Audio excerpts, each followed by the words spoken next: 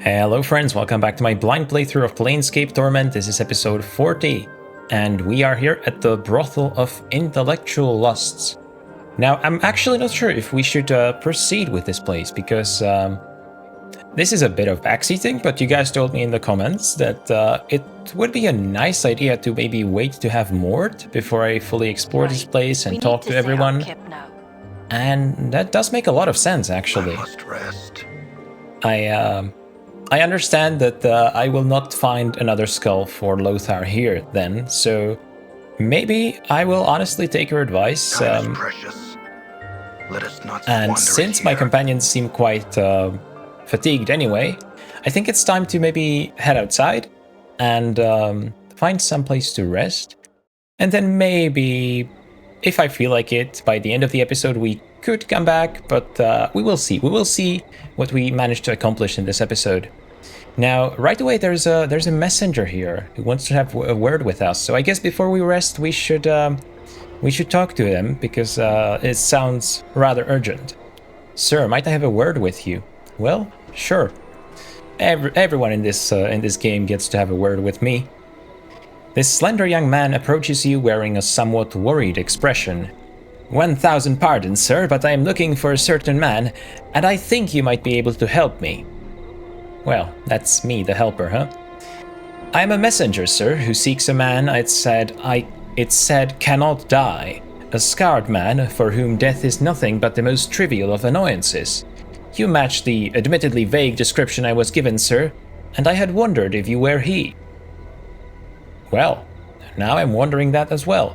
I mean, I thought that there might be another man with such an affliction, but if I match the description, I guess that would be me, yes. Just who wants to know, though? I am in the hire of a wealthy nobleman, Jolmi Sirma, sir. Jolmi Sirma. Doesn't ring a bell, does it? Well, I am the man you're looking for. What if Jolmi is actually the person looking for us, hoping to kill us this time? Well, never mind. We told the messenger anyway. He nods, then bows deeply to you. A message for you then, sir. Mistress Jolmi. Oh, it's a noble woman. Did I say nobleman? I did, I think. Yeah, I read it as nobleman too. So, yeah, come to think of it, Jolmi does sound more like a female name, doesn't it? Mistress Jolmi of the House Sirma, a lady of high standing, has sent me. Mistress Jolmi would meet you in the Civic Fest Hall, where she would make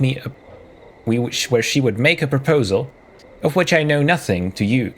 Should you choose to seek her out, she wears green silks, trimmed with gold, and has hair the color of blue steel.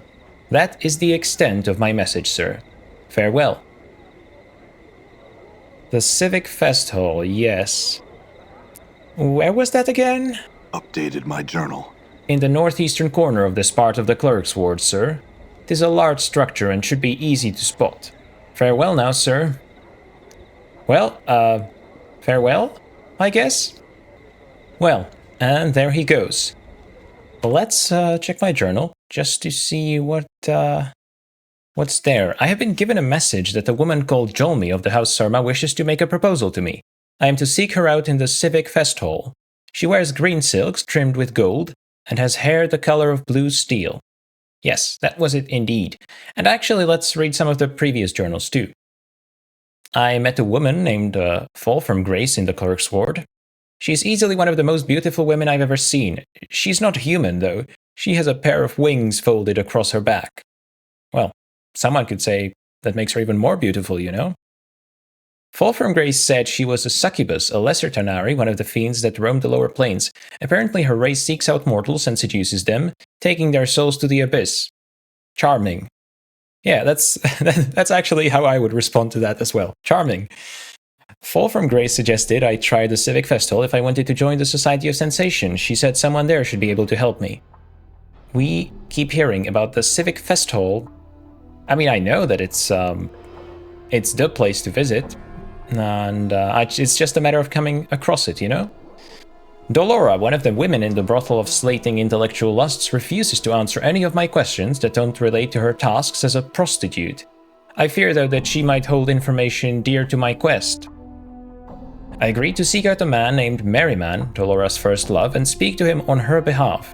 She told me he was a member of the Society of Sensation, and so should ask for him at the Civic Fest Hall. I have agreed to help Vivian, one of the prostitutes in the brothel of slating intellectual lusts, find her personal scent. She said I'd know it when I smelled it. Yeah, that one was weird, wasn't it? I'm not sure how to feel about that quest. And indeed, so we are returning the keys to Dolores' heart to her, and we are returning Vivian's personal scent to her. Wow, the brothel sure has some interesting quests. And now there's this other woman named Jolmi. I'm gone. Well, I guess it would kind of be wishful thinking for me to want to come across somewhere to rest here immediately. So I will take advantage of the fact that I can fast travel. I'm gone. And I will go to the one place where I remember that we can rest. I mean, there are more. I think I know where Angyar lives, but Mebeth is just the one I remember. And honestly, I feel like it's good manners, to check on the old lady from time to time.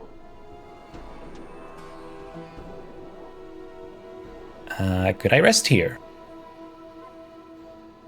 Yes.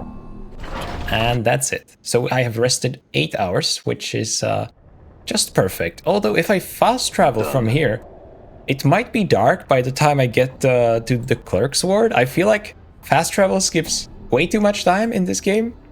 From what I've seen, I haven't seen that much of fast travel, admittedly, but you see, it's dark already. What the hell is this? That makes no sense. I mean, I could have walked this in a much shorter distance, but I guess that's the price you pay for fast traveling. I understand that there has to be something. And this is not even that big of a deal. And we are getting attacked by a shadow. Okay.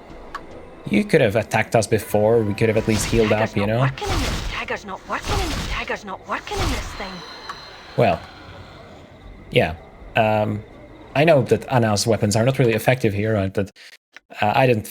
It's too much work to take her somewhere else to make her not attack her. It's really easier to just click and wait. And well, okay, let's I guess walk around this part. So there seems to be quite a lot of people actually, considering the late hour. A harlot, of course. I guess I'll speak to one of them. This beautiful, seductively attired prostitute is a far cry from those you saw in the hive. She smells of expensive perfumes, and the lines of her face are subtly accentuated with lightly painted lines of soft, warm colors. She smiles as you approach her and curtsies gracefully. Greetings, good sir. Seeking to quench a lust Mistress Grace's brothel cannot satisfy, I hope? Actually, no. I kind of needed a rest from what was going on in that brothel, So, let's ask some questions then. She puts her finger to your lips and hush you. There is but a single question I answer, good sir, and the answer is this. Yes, for only 500 coins. 500 coins, that's quite a bit. She smiles. Oh, I assure you, good sir. She leans in close to whisper warmly in your ear. 'Tis worth every last copper. No thanks. 500 is quite a lot. I mean, I did say in the last episode that we're kind of swimming in money, and we don't really need all that money anyway, but it's always better to save, because I definitely haven't seen everything of this game, and we'll probably come across a place where I can buy some cool stuff, so yeah. A pity. Please return should you have a change of heart, good sir. I'll be eagerly awaiting you. Farewell. Well. She was, nice. Now we have an old poet here with a bunch of citizens. And that's not a language I'm familiar with. No, sir. I'm trying to recognize some words of that. Nope, none of this rings a bell. Okay, let's talk to you. This kindly-looking old man spares you only the briefest of glances before returning to his recitation. And my only option is to heckle the guy?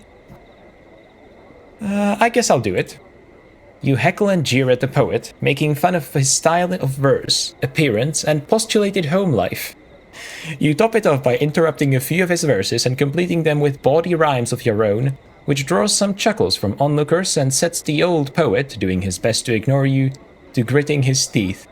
Well, now I feel bad about that, but it was the only option. I needed to do something there. I guess I should have just listened reverently, but it's kind of incomprehensible. I can't even appreciate the sound because the poet is not voice acted, you know? Well, and then we have Eli Havelock here. Are you gonna say something? Mumbles sourly. Well, you're gonna be a fun bunch, aren't you? This narrow-eyed, sharp-faced man is scanning his surroundings with a look of vague disinterest, pausing occasionally to look down and pick at his fingernails. Despite being clothed in silk and velvet finery, he manages to look unsavory and more than a little dangerous. Greetings. The man looks your way. His eyes are dark slits like narrow stab wounds beneath his brow. His voice is low and gruff, despite his slender build. Pike off.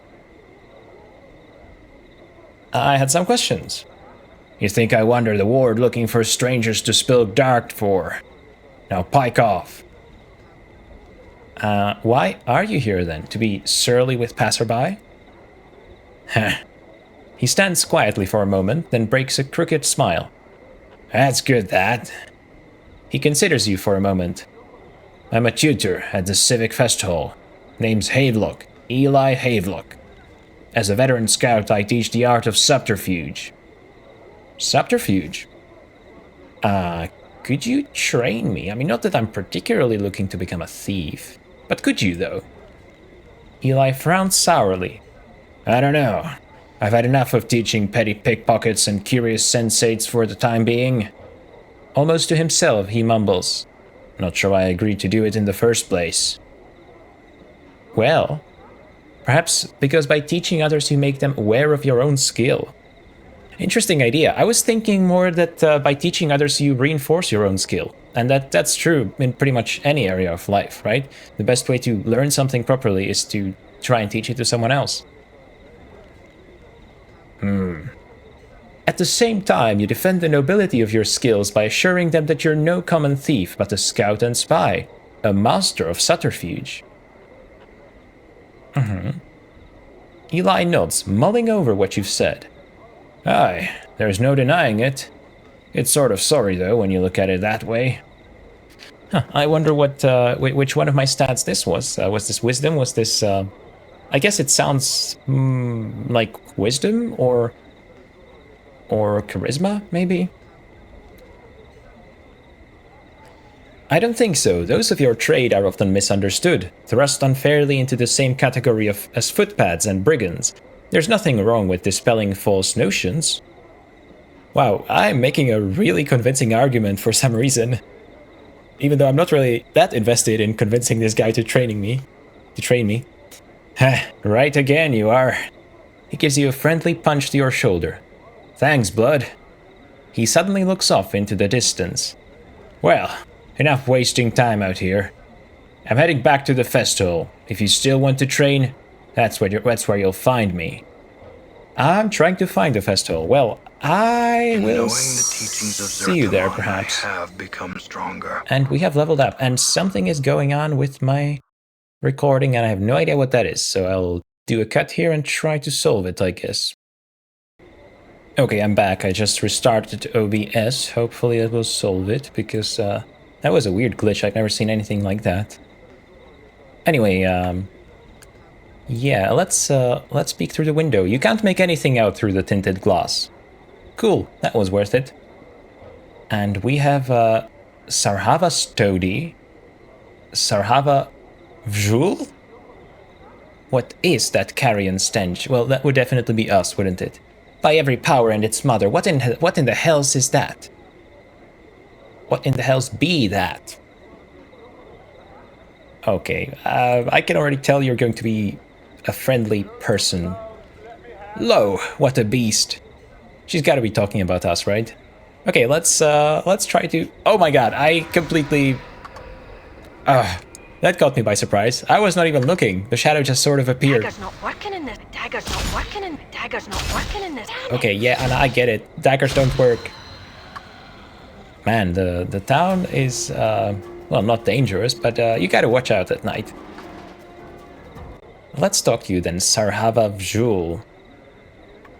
The smell of alcohol wafts heavily from this young woman, and despite her dark skin, you can see that her face, beautiful but cruel looking, is flushed. She is slender but well muscled, adorned in exotic jewelry and translucent silk clothing. Numerous scars crisscross her thighs and forearms. They look to be from battle wounds. Wow, okay. Well, at first I took her for a spoiled noblewoman, you know, of the type that we have met in this game already. But I guess she is some kind of warrior, and the alcohol is certainly unexpected here. I guess she still could be a spoiled noblewoman.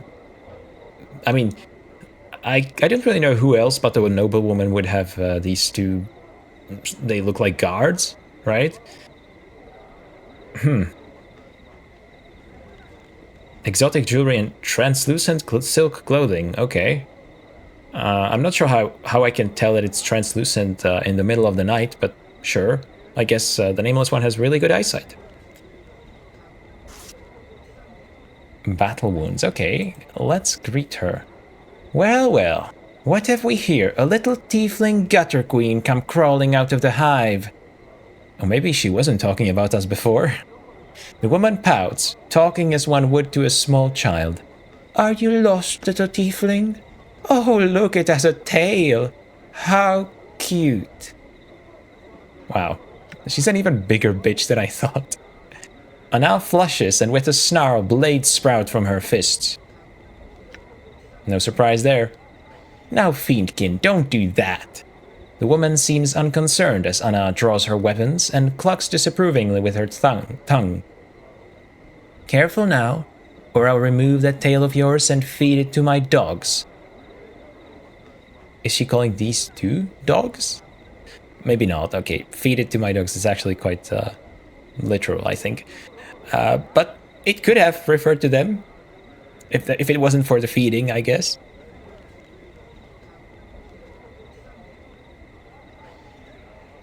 I feel like I should let Anna handle this, right? She's the sort of girl to want to handle this herself. If she asks me for help, then I will help, of course. You have a sharp tongue on you, wee lass. Anna spits and sharpens her blades against each other. I wonder how sweet your tacky jewels and harlot's clothes look on you when you're dead in the street. Okay, maybe I shouldn't have let her solve this on her own. She's kind of volatile. So this woman seems to be like really young. The fact that she called her wee lass and there is something about the girl, right? I guess she's quite young. We don't want to kill her, Anna. Not yet, anyway. Anna, wait. You filthy spawn of the lower plains. A bitch bastard that not even a Tanari would keep in its pen. She draws her blade. Oof, okay. I feel like this situation will not end up well, no matter which way we go, honestly. Call for the guards? That's kind of cowardly, isn't it? I mean, I think it's perfectly reasonable. Anna would definitely see it as cowardly. Sheath that blade, girl, or I'll sheath it in your body.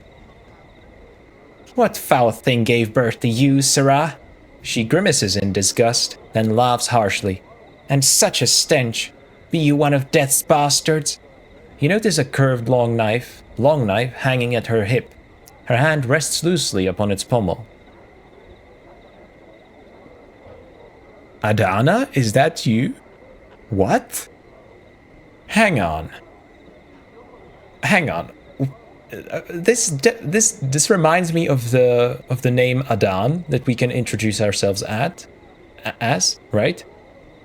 It was Adan, wasn't it? It was spelled differently. It was A-H, and here it is H-A, right? Adhana, but it's almost the same. Huh. I have no quarrel with you. Leave be and go on your way. Oh, certainly. But first... She pauses, her lips curling up into a wicked smile. One question. Can anyone truly become as ugly as you in one lifetime? Well, I needed more than one lifetime, so yes, look to yourself for the proof. Man, the mature thing here would be to just leave it, you know? That's how you deal with these people in real life. You just leave. That's the best thing you can do. Do not have any issues long term, but we gotta stand up for ourselves in this role-playing game. Look to yourself for the proof. Badumts. She stares at you for a moment, surprised, before snarling and reaching for her dagger. I guess we will call for the guards, although they might side with her, come to think of it. If she's well established here, I mean, if I look at it from their point of view, if they're just summoned and they hadn't been watching us and they see a local being harassed by a walking corpse, a Gizzerai and a tiefling, I don't really trust our chances, to be honest. Who are the local guards? I think this is Harmonium territory, and I think the Harmonium would be kind of the most just ones, potentially. I mean, definitely better than the Mercy Killers. Let's do it. Let's call for the guards and see where it takes us. She gasps in shock. You fool, are you mad? The guards would never take your word over mine. Yeah, that's what I was thinking too, honestly. You're obviously drunk, and those scars of yours mark you as the fighting sort. You probably have a reputation for this sort of thing already. I think they just might. She stares hard at you, grinding her teeth. Let us drop the whole matter then, and be on our separate ways. Agreed. You've already wasted enough of my time. Farewell. I'll just say agreed, farewell. I think that's the better thing to say here. Sarhava Vjhul. Wow. What an unpleasant person.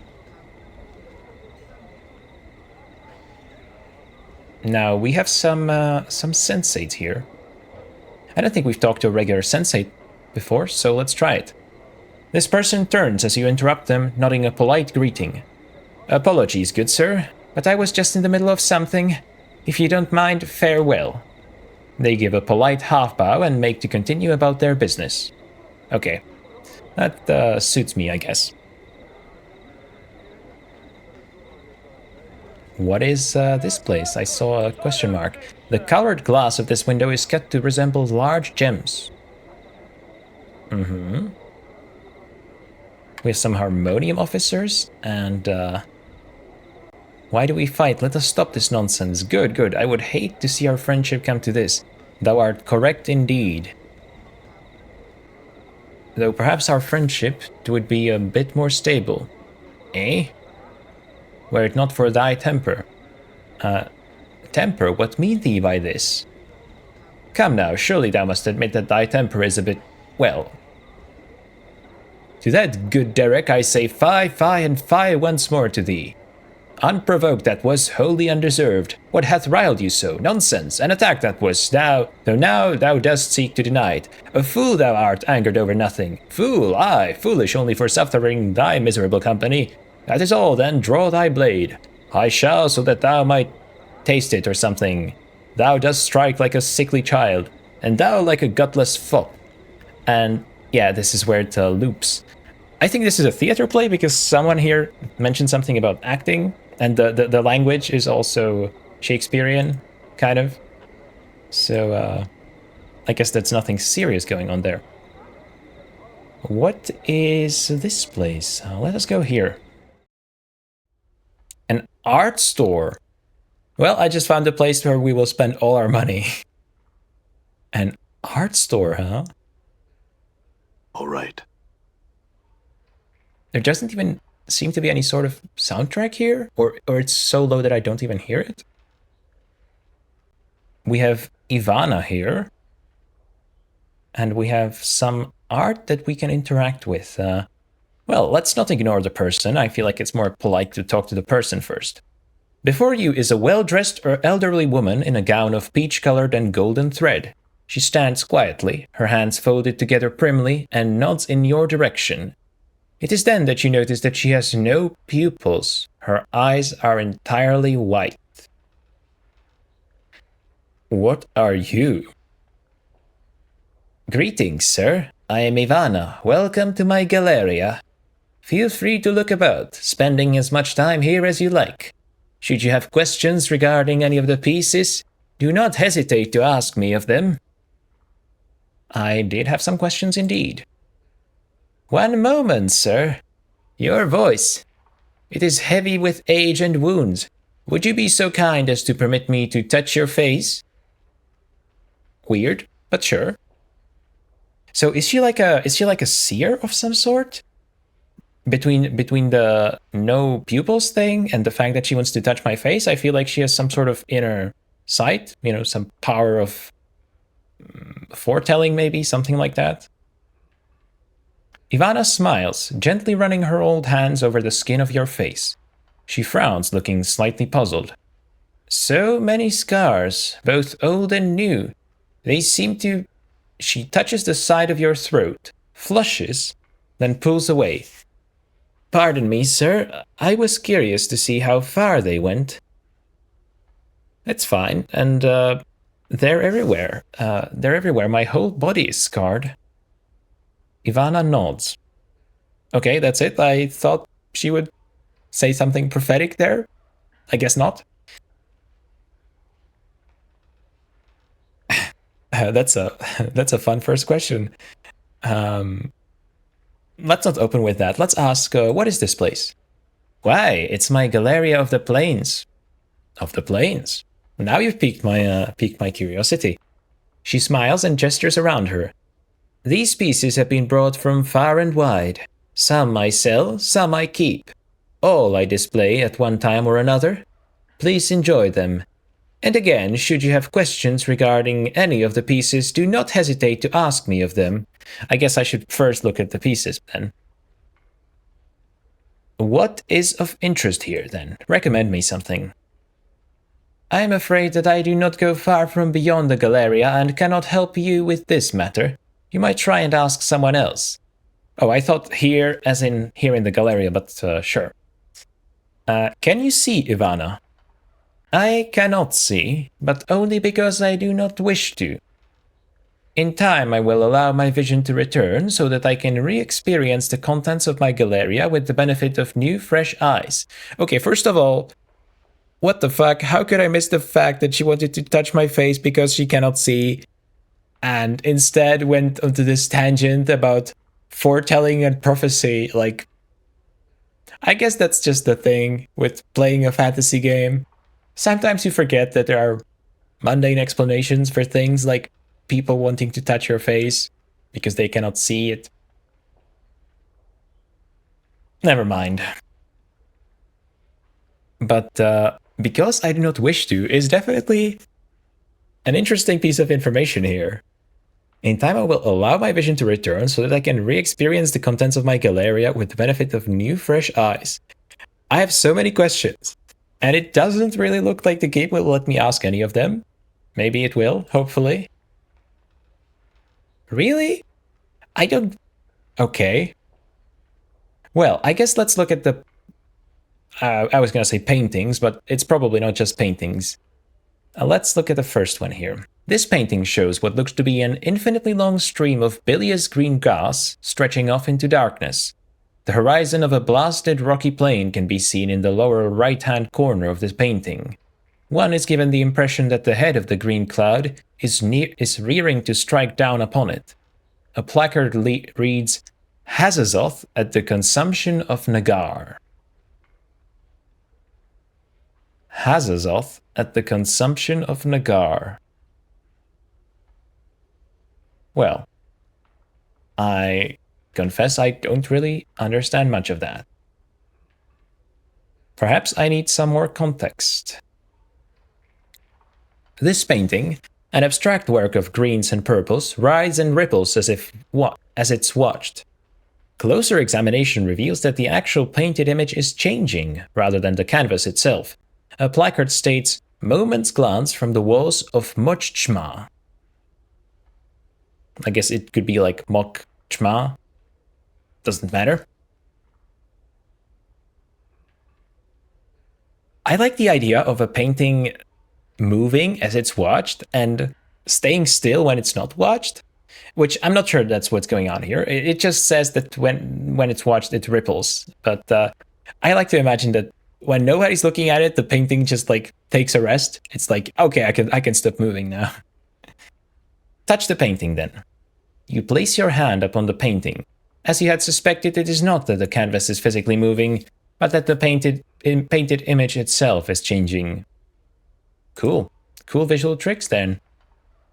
And what is this? That looks like an iron coil of some sort? Almost snake-like. An animated bloody iron chain, coiling and uncoiling upon itself. The chain itself seems to bend and weave like the spine of a snake. Yeah. A small placard reads, "A chiton's animate chain from jangling hiter or hitter." Wow, okay, I am impressed by all these pieces, but I was kind of hoping to understand them just a bit more, or get a greater context, maybe? Maybe if we had Mort with us, the Savan Mort, the smartest person in the universe, he would have told us what this is. But alas, he is not with us at the moment. So all we're gonna do here is touch the chain and hope that that leads to enlightenment. The chain is slightly warm to the touch, as if it were alive. You notice that various barbs, tiny hooks, needles, and other small sharp bits are welded along the chain's length. Okay, so someone stole a barbed wire fence and formed it into a snake-like coil, is what I'm hearing. A painting of tall, black cliffs against a blood-red sky. There looks to be figures hiding amongst the crags of the cliffs, but whenever you squint at the painting to try and make them out, the images fade into nothing. A placard reads, "Outland Raiders." Man, I bet that the community loves to analyze these paintings and this art. I feel like that's got to be a thing in the community, right? Like people coming up with their own interpretations of what these pieces of art mean, which, after all, is what you should do with art, so that would make sense. A massive horn of beaten lead wound with brazen chains. The horn is horribly mangled, as if some tremendous force had crushed it. Jagged blades protrude along its length, almost as if it were meant to be used as a club by some gigantic creature, as well as a battle horn. A placard mounted beneath the horn reads, "Cleansing Horn of Acheron." Hang on, didn't we hear about Acheron? I'm actually not sure. I seem to remember that there was something about the horn and something about Acheron. Possibly. But I have no idea if I'm right about that, and certainly no idea what it was related to. Okay, my option is to put my head against the wall and try to blow the horn. I feel like that's really bad manners in a place like this, but let's do it anyway. Try as you might, you can get no sound to issue from the massive horn. Your lips come away from the mouthpiece tasting of blood, smoke, and metal. Wow, I hope it was worth it. Well, not only am I the sort of guest to touch things in a Galleria, now I'm also licking them and trying to blow them and all sorts of things. The surface of this painting, and yeah, I can actually see this one moving. Well, maybe these ones were too, I just didn't really notice. The surface of this painting, a wild collage of vivid colors, ripples constantly as if it were the surface of a pond during a light rain. A placard reads, "Wave Motion Study Number 7. Touch the painting. You place your palm against the canvas. You cannot feel the ripples themselves, though a cool tingling sensation passes through your hand at first contact. Wow, okay, there seems to be a bit more physicality to these paintings than there tends to be to paintings, which is nice. I appreciate that. I appreciate that they sort of are an experience for more than just the one sense, you know? A brilliant ruby statuette stands on this pedestal, carved into the image of a winged humanoid. The figure is either demonic or angelic in nature. It is difficult to tell which, because it refracts the light in the Galeria strangely. There is no placard indicating what exactly the statuette is. Now that is curious. Maybe it's not meant to be there. Maybe the owner doesn't know it's there and it sort of appeared here, or someone brought it. But then again, it does have its own pedestal, and it is in its own little corner there, which seems to be reserved for the thing, so I might be way off there. The statue looks like it is about to make some angry proclamation. It does, actually. The sculptor has captured the essence of fury magnificently. The chiseled tension lines around the neck and forehead alone must have taken many long months to get correct. Fine cracks run over the entire statue, and there is a plaque attached to its base. Well, finally we can read the plaque. The plaque reads, "This statue is believed to be the final fate of the Ethersarian sorcerer Gangroigion." No, let me give this another try. Gangroigion. Sure, Gangroigion. That's my final answer. Attacked by a conclave of rival sorcerers at the height of his dream madness, he was imprisoned with a spell that turned his flesh into stone. Gangroigion is said to have been frozen with a final awful curse still upon his lips, a curse so terrible that it was never meant to be spoken by the lips of a living man. Now that's a dramatic backstory then. I would like to meet this Gangroigion, if he wasn't dead. Examine the statue then. The statue looks like it is about to make some angry proclamation. Yes, we read that already. Examine the cracks is what I meant to do. You carefully examine the cracks that run like a network of fine black veins along the statue's surface. At one point near its inner arm is a section where an entire splinter of stone looks ready to come off. Okay, it's not enough that we touch stuff and lick stuff, and now we're going to actually break stuff? Break the piece off. You reach for the section of the forearm where the cracks have formed, grip it firmly and yank. To no avail. You'll need a hammer to break the stone, and a small one. The limited space between the statue's arm and body means a large one suitable for combat, for instance, won't work. Now we do have a hammer.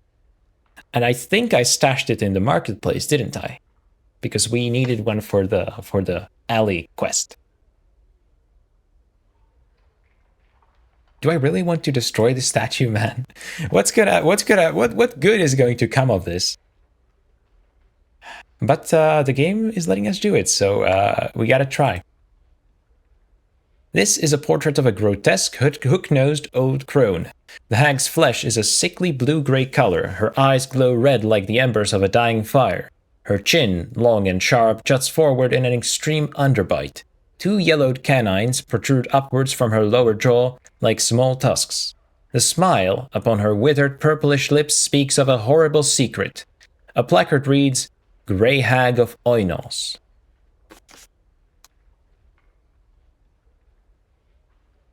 Oh, as you begin to turn away from the painting, I was wondering if one of these things would jog our memory, and I was just starting to think that no, probably not, since it just doesn't seem to be happening. Something in it draws your attention, a strange tingling sensation arises in the back of your mind, a memory beginning to surface. Well, bring it on, baby. Just 300 experience, okay, it's probably not an important one. You recall standing, confused, in a maze of briars. The hideous crone from the painting is before you, cackling wildly. You grit your teeth in frustration, wondering why she's laughing at you. "My poor dear lovely man-thing," she croons. "Why, that was your first wish." She points a single bony clawed finger at your forehead. Your temples begin to throb painfully, and you can remember nothing more. That was your first wish. Okay. I'm trying to think what sort of situation could have led to this. So it sounds like I made some sort of a wish, but I was forced to make another? To ask another wish of her? I don't know. It doesn't really make that much sense, you know? I would more like... I would expect a situation where I'm sort of trying to ask for more wishes, and she's like, no, that's your last wish, but that was your first wish? I don't know what sort of situation this could have been. This sounds interesting. But I can remember nothing more. This looks to be a subterranean landscape, a massive cavern interior filled with colorful, faintly luminescent, gigantic fungi. Oh, this is Morrowind. I know this. Gigantic fungi. A placard reads, Veil beneath Clangadin.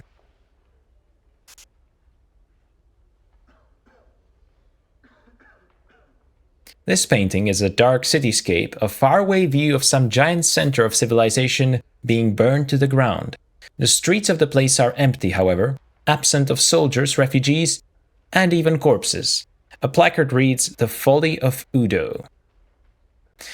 I wonder if these are actual references to some existing lore, or maybe they are Easter eggs, maybe they even reference other games in a subtle way, or maybe they're just fun little things that the developers came up with for the game, and they don't really have any meaning in the lore.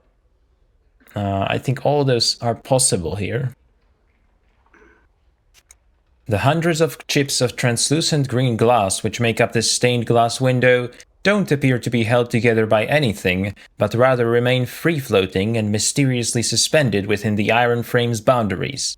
The shards ripple and move in slow waves, causing bizarre patterns to fluctuate across the window's surface as various portions of it retract the galerious light in different directions. A small placard beside the window reads, Arcadian stained glass window. Touch the glass. You reach out to touch the undulating glass shards, but find you cannot do so.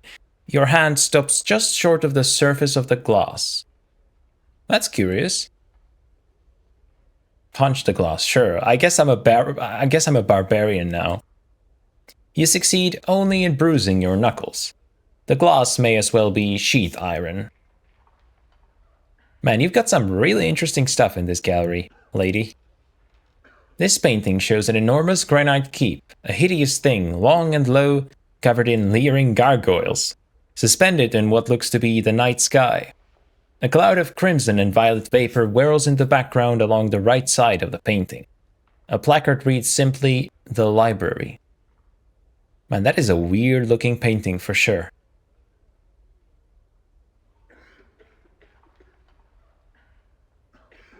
This painting depicts a shore scene, with a wide reddish-orange sun setting behind a peninsula or large jetty.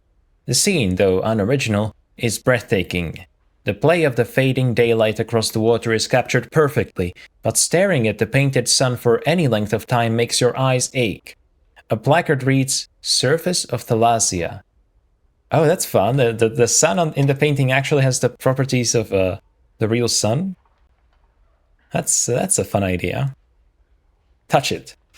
Oddly enough, there is nothing unusual about the surface of this painting. Are these two, or is this one big painting here? A set of 4 paintings which portray an empty beach in the dead of night. The air around the painting smells faintly of brine, and the painted sea seems to ebb and flow across the darkened shore. A placard reads, Karasuthran Shoreline. Now we get to sniff at the painting. Wow, they really did go all out with the all senses thing, right? This really is the gallery of all senses. Sniff at the painting. The surface of the painting smells strongly of sea air. Oh, I love that. You place your hand on the painting, not knowing quite what to expect, but it is merely the texture of painted canvas that you feel beneath your fingertips. Let's sniff at the painting again, just in case. It still smells strongly of sea air. Okay, I needed to know that. And the last item in this gallery, I believe, is this weird... I even hesitate to call it a statue, because it's moving, so it's actually not stationary. Several shards of black crystal or ice swirl within the freezing wind that this ornate pedestal gives forth. Each shard looks razor sharp. Touching on or grabbing one could be perilous. A placard on the pedestal reads, "Dark Birds of Acanthus." Wow, okay, I have the option to leave them be this time, and interestingly enough, it's not on the bottom, where it usually is. Touch one. As you reach out to touch one of the whirling shards, your finger enters the icy wind that rises from the pedestal. Instantly, a coat of numbing frost forms around your finger, causing you to momentarily draw back. Place my finger back in, baby. You thrust your finger into the frigid, numbing wind. Unbeknownst to you, your forefinger freezes solid. I guess I could have seen that one coming. As one of the black shards spins into it, your fingertip breaks off with a sharp crack and goes skittering across the Galeria floor. The icy dark birds remain in their whirling orbit as you wait for your fingertip to grow back. Can you imagine if our character didn't have the powers of growing back their finger, and for the rest of the playthrough, we just kept getting reminders about how we're missing a finger? Wouldn't that be hilarious? That would have been even better, I think. Well, I have perused your gallery. Yvana, that's right, that was your name. So I do have questions regarding the pieces, namely all of them. Let's start, which ones do I actually remember? I do remember the stained glass window, so let's start with that. A stained glass window found hovering on the third layer of Arcadia 32 years ago, foretelling a scene that had yet to occur. When the event came to pass, the images faded to leave what you saw behind. It is believed to have captured both the light and the darkness from the orb of night and day on Arcadia, then slowly release it, creating a brief but slow fade of dawning and dusk. But only within the glass itself. Capture both the light and the darkness from the orb of night and day on Arcadia? I guess that's like the Arcadian version of the sun. And release it? Okay, within the glass itself. Let's ask about Arcadia. Arcadia is a plane of peaceful order, also known as the land of perfect good. Sounds too perfect, honestly. Sounds, I don't know, suspicious. The orb of night and day is a sphere set in the top of Arcadia's highest peak. Each half emits either light or darkness. The turning of the orb gives Arcadia its day and night. That's actually some really cool lore there. I guess that's as much as we can ask about this one. The battle horn of Acheron, the one that we tried to blow. Ah, the cleansing horn. A horn of beaten lead, metal drawn directly from the cube of Acheron. It is said that the cleansing horn last sounded where the companies of the Jackal and the Gouged Eye clans met for their battle at the disputed lands. Companies of the Jackal and the Gouged Eye clans. Doesn't ring a bell. Legends tell us that this horn's power was used near the battle's end to draw the floating cubes together, crushing the routing company of the Jackal before it could escape. Cubes? Acheron? Yeah, I want to hear about Acheron in particular. Acheron is a plane of harshly enforced order, where conformity is more important than good. It is composed of gigantic metallic cubes which float through an endless void.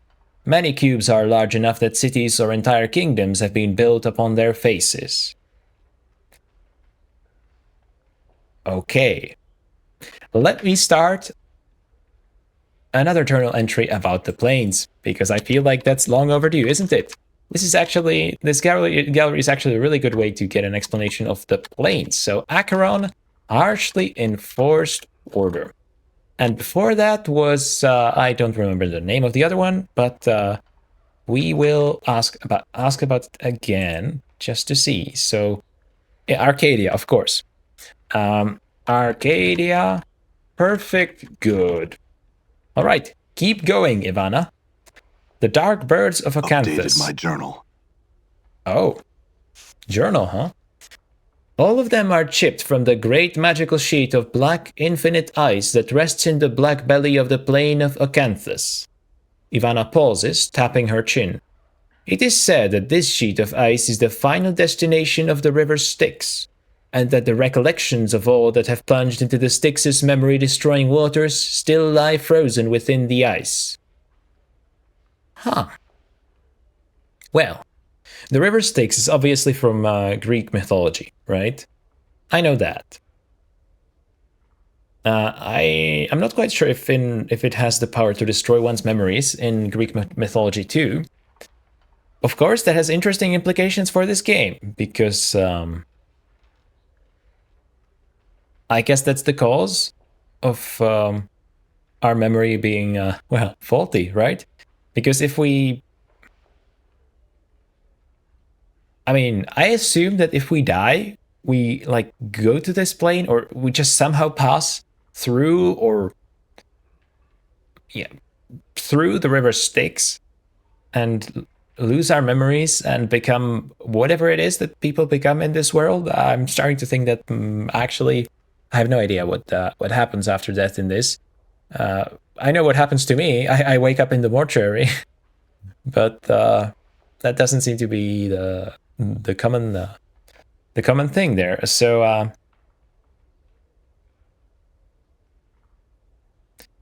black infinite ice, huh? So if the waters of the Styx destroy one's memories, would this ice from Acanthus do the same? I could only assume so, yes. Huh. Okay. Yes. Acanthus? River Styx, I guess? I guess we don't really get alignment for this one. It seems much different from the other ones. The ruby statuette. That piece was found in a cathedral in the fertile fields of Elysium on the first layer, Amoria the Untroubled, where it bordered the river Oceanus. The name of the piece is not known, but the skill and craftsmanship are believed to be one of the most striking examples of gem crafting in the plains. The mere way in which the piece captures, distills, and enhances the light through its facets is part of its breathtaking wonder. It seems to bring to light the possible ideological connection between even the most evil and the purest beings in the multiverse. Fascinating. Ideological connection, now that is fascinating. And the fertile fields of Elysium, no less. Elysium is supposed to be like paradise, right? Elysium on the first layer. Hang on, let me just jot this down. First layer. Fertile fields, I guess. Oh, Amoria the Untroubled is the first layer. I'm not quite sure if it's meant to be the first layer of Elysium, or if it's like the first layer of the plains on which Elysium is. God, there's still so much I don't know about this. I guess I'll write it down just to see if either of those are correct.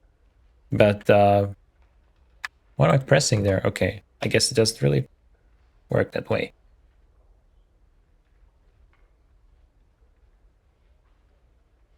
Well, I guess, no, I guess I'll leave it like this.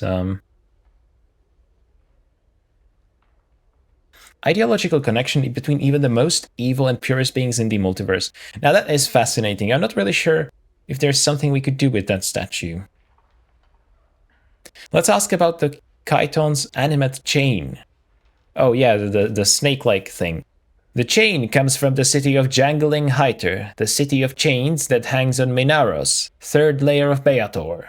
The chains there are the finest in the multiverse. I bet they are. But the inhabitants of Jangling Hyter are malicious and cruel, using the chains as living weapons against all that enter their city and violate their laws. The City of Chains, okay. Sure, Minabros. third layer of Beator. City of Jangling Hiter. Chitons move about the city of chains as spiders upon webs, adorned in chains woven tightly around their bodies. Chitons possess a power known as the Gift of Chains, which allows them to manipulate chains with their minds. It is believed that my Galeria's chain was animated during a battle in which the Chiton controlling it was slain with a cursed hammer, its life essence then passing into the chain itself. Now that is freaky. I would not want to have that thing anywhere around me. Chitons, huh? I don't really know what chitons even are. What do they even look like? Are they humanoid, or what do they look like? The statue of the Screaming Man? Oh, that one, I think. This statue is believed to be the final fate of the Ethersarian sorcerer Gangroigidon. Attacked by a conclave of rival sorcerers at the height of his dream madness, he was imprisoned with a spell that turned his flesh into stone. Gangroigidon is said to have been frozen with a final awful curse still upon his lips, a curse so terrible that it was never meant to be spoken by the lips of a living man. It is said that the fury of the curse was enough to blister the flesh from the bones of those that heard it, and that it could even shatter the stones themselves. Okay, a lot of these things I think we heard. Maybe not the bit about the curse, though. And by heard, I mean read here on the plaque or the description or whatever it was that we got. And then we can ask about the paintings. All of them, of course. Oof, I'm not sure I want to do all of those, actually. Let's ask about the first one, because I do remember that one. So that was this one, right? Hazazoth at the Consumption of Nagar. This painting is a copy from the wall of one of the gatehouses, Sigil's largest asylum cell walls. All the occupant could speak was, Hazazoth has consumed Nagar. Hazazoth has consumed Nagar. A bit frightening, I think, but a fine painting nonetheless. Frightening, you think? All the things that you have here are frightening. What the hell is this place? I guess let's try the library. That was a weird one. I know very little about this piece. It simply arrived on the doorstep of my Galeria one day, swathed in black cloth and labeled, From the Citadel. One knowledgeable patron hypothesized that it might be some great sorcerer's fortress, suspended within a demi-plane of their own creation. Well, talk about freaky. This piece just literally arrived by itself.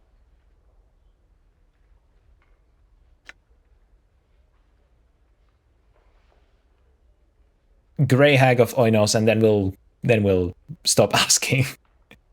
This is said to be a portrait of Ravel Puzzlewell, very likely the most evil hag ever to have terrorized the Grey Waste and beyond.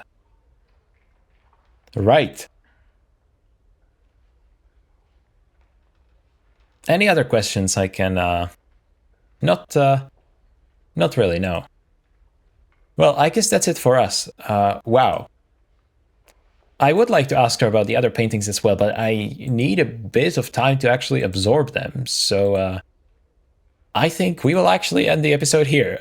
Today's was not an eventful one, but I think it was pretty intriguing. It was enlightening, you know? Got to really, really make use of our artistic sensibilities in this one. Well, I hope you guys enjoyed, and I will see you in the next one. Bye.